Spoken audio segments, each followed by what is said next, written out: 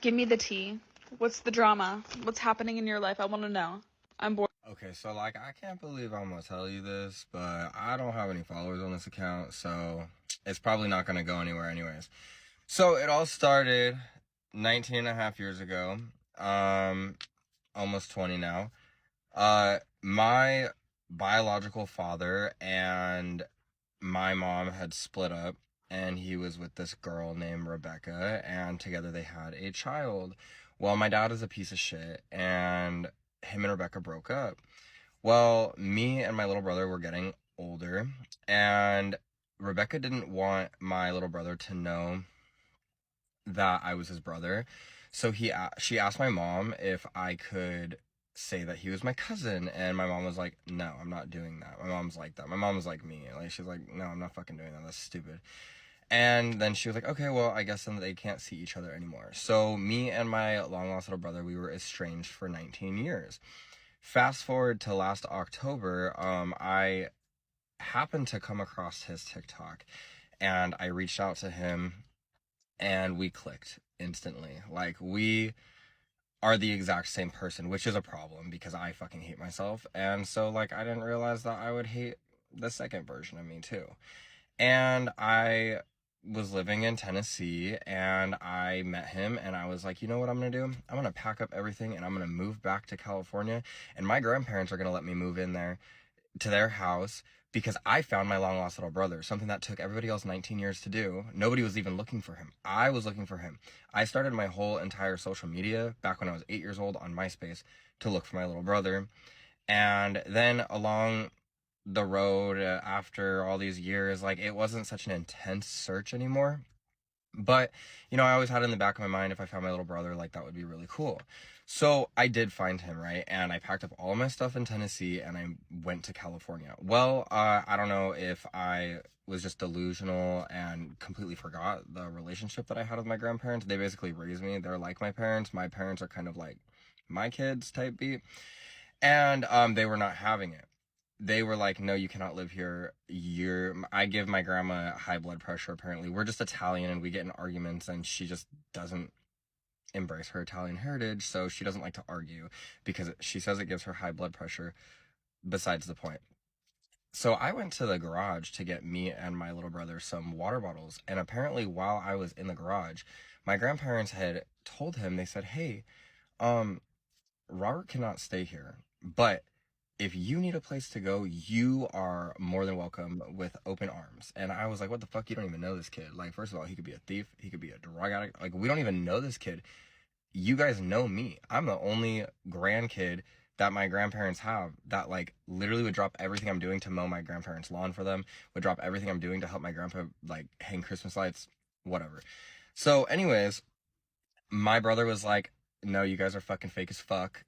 I'm gonna go live with him." And so we were supposed to move to Maryland together. And we were just hanging out, and we went to the When We Were Young festival in Vegas, and everything seemed so real. It felt like we were rolling. Like, I don't know if you know what rolling is, but we were sober. We were not drinking. We were barely kind of smoking here and there, but like we were mostly sober. Then one night, we were car camping, and we had taken shrooms, and we started talking, and we were like so sure that I was God and he was Jesus Christ.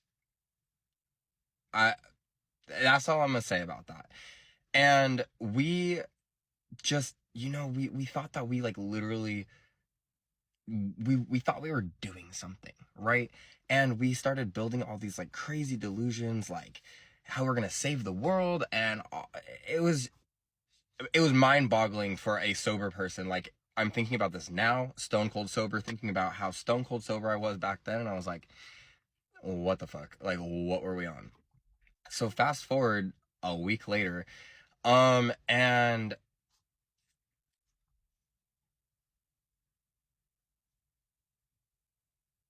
I don't even know how. I don't even know. I don't even think I should post this. Long story short is, he had said maybe we should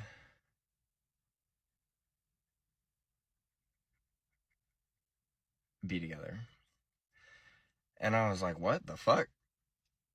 And I was like, that's like actually fucking crazy. And I don't know if it was because I really don't know. I don't even know. And I was like, well, no, probably not that. But I'm a people pleaser, right? So, like he would like kind of like flirt with me and stuff like that, and like I would just like, whatever. Um,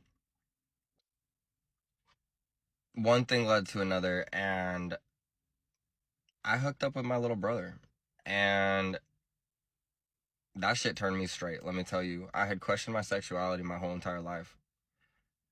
People around me made me question my sexuality. The internet made me question my sexuality. TikTok made me question my sexuality. TikTok has made me question every single thing about myself. But I don't know if it's like a blessing or a curse, but let me tell you, and not that it's bad to be gay. I love gay people. I think that gay people are so fucking cool. But my whole entire life, I had just done whatever anybody wanted from me because I'm a people pleaser. Let me tell you, something about something about two consenting adults being blood related and doing something like that will really fucking open your eyes.